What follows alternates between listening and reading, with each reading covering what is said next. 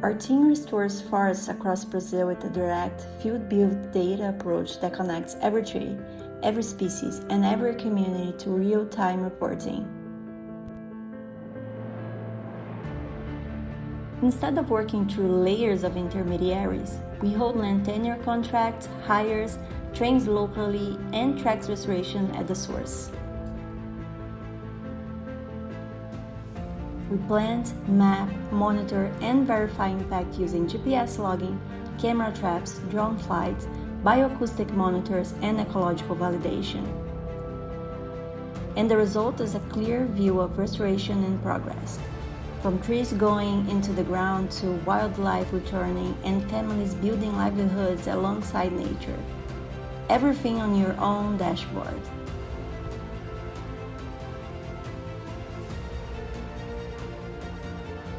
Today, Selma helps businesses, investors, foundations, and partners see environmental impact as it happens, with transparent data built for trust.